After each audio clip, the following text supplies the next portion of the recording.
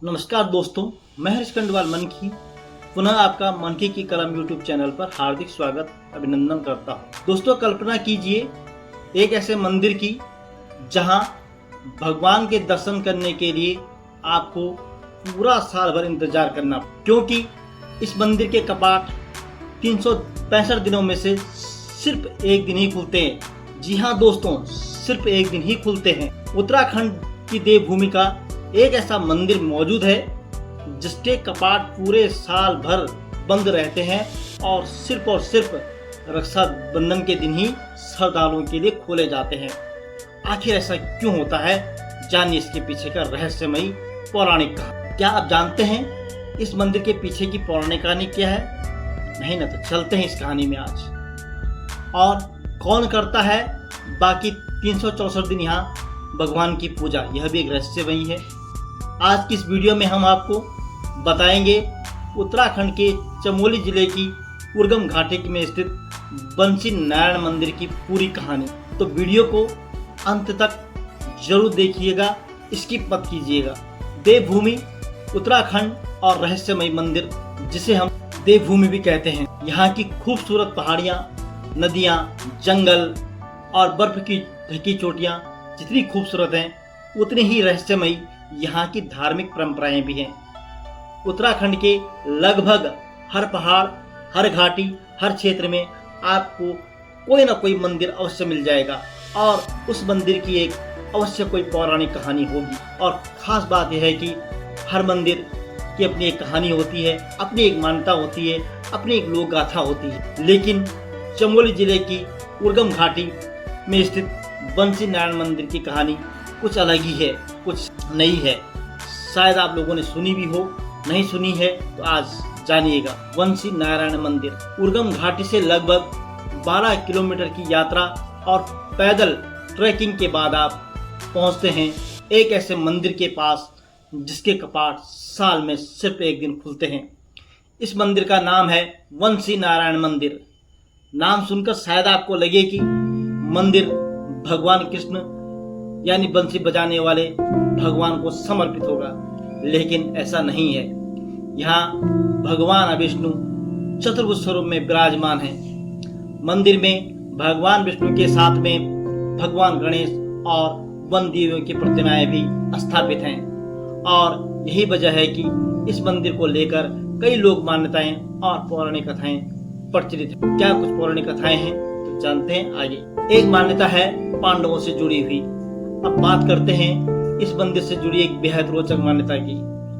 लोक कथाओं के अनुसार, पौराणिक कथाओं के अनुसार, महाभारत युद्ध के बाद पांडव अपने किए गए कर्मों का जब प्रायश्चित करना चाहते थे, मान्यता है कि उन्होंने इस क्षेत्र में भी धार्मिक कार्य किए। कहा जाता है कि पांडव ऐसा मंदिर बनाना चाहते थे जहां से बद्रीनाथ और केदारनाथ दोनों की एक साथ पूजा की जा सके, लेकिन मंदिर का निर्माण पूरा नहीं हो सका। स्थानीय लोग मंदिर के आसपास मौजूद विशाल पत्थरों को भी पांडवों की कथा से जोड़कर देखते हैं। हालांकि इन कथाओं का कोई ऐतिहासिक प्रमाण अलग विषय है, लेकिन स्थानीय लोगों की आस्था में इनका विशेष महत्व है। अब जानते हैं कि आखिर रक्षाबंधन के दिन ही क्यों खुलता है यह मंदिर। अब आते हैं इस मंदिर की सबसे बड़ी विशेषता पर, खासियत। रक्षाबंधन के दिन ही इसके कपाट क्यों खुलते हैं, इसके पीछे भगवान विष्णु और राजा बलि से जुड़ी प्रसिद्ध पौराणिक कथा बताई जाती है। कथा के अनुसार हम बात करते हैं कि राजा बलि अत्यंत शक्तिशाली और दानी राजा हुआ करते थे। भगवान विष्णु ने उनका अहंकार समाप्त करने के लिए वामन अवतार लिया। वामन रूप में भगवान विष्णु राजा बलि के पास पहुंचते हैं और उनसे 3 पग भूमि मांगते हैं कि 3 पग भूमि हमें दीजिए। राजा बलि ने वचन दे दिया। राजा बलि तो दानी थे, वचन दे दिया तो दे दिया। भगवान ने अपने 3 पगों में पूरी पृथ्वी और आकाश को नाप दिया। तीसरे पग के लिए राजा बलि ने अपना सिर आगे कर दिया। इसके बाद राजा बलि को पाताल लोक जाना पड़ा, लेकिन उन्होंने भगवान विष्णु से अपने साथ रहने का वचन भी दे दिया। भगवान विष्णु भी अपना वचन निभाते हुए पाताल लोक में राजा बलि के साथ रहने लगे। माता लक्ष्मी ने बांधी राजा बलि को राखी। जानते हैं एक कहानी और एक कथा और कही जाती है कि माता लक्ष्मी ने सबसे पहले राजा बलि को राखी बांधी थी। भगवान विष्णु पाताल लोक में चले गए। माता लक्ष्मी चिंतित हो गई। तब नारद मुनि ने उन्हें उपाय बताया। माता लक्ष्मी पाताल लोक पहुंची और राजा बलि को रक्षा सूत्र बांधा। राजा बलि ने माता लक्ष्मी से कहा कि उनसे कोई भी वरदान मांग सकती हैं। तब माता लक्ष्मी ने भगवान विष्णु को मुक्त करने का आग्रह किया।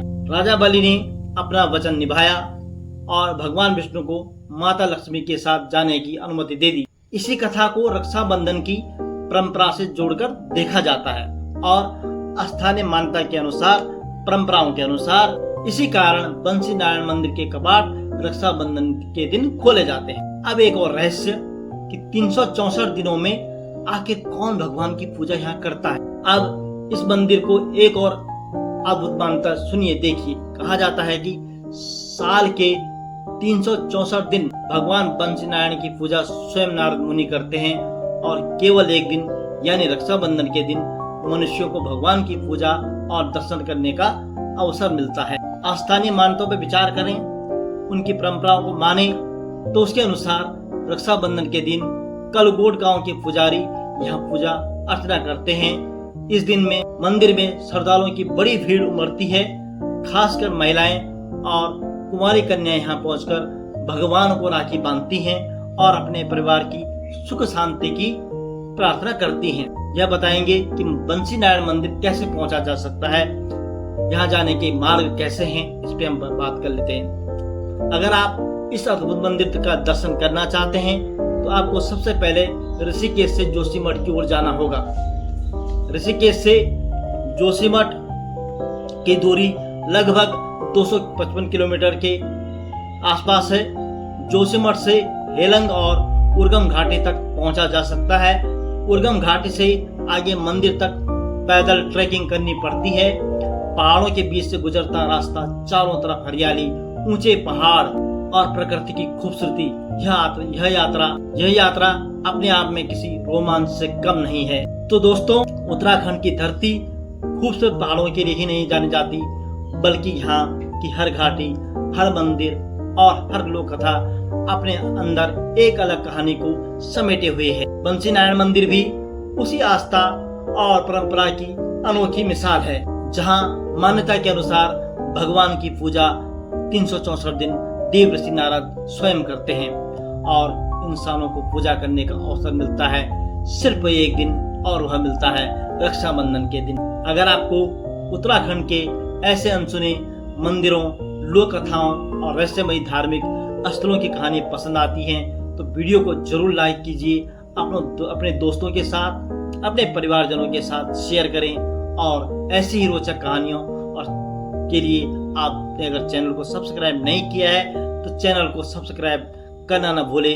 बोलिए जय बद्री विशाल, जय देवभूमि, जय उत्तराखंड। धन्यवाद मित्रों, यह थी आज की वीडियो जिसमें हमने लक्ष्मी नारायण मंदिर के बारे में, बंसी नारायण मंदिर के बारे में बात की है। आपको वीडियो अच्छी लगी होगी, कमेंट में जरूर लिखिएगा।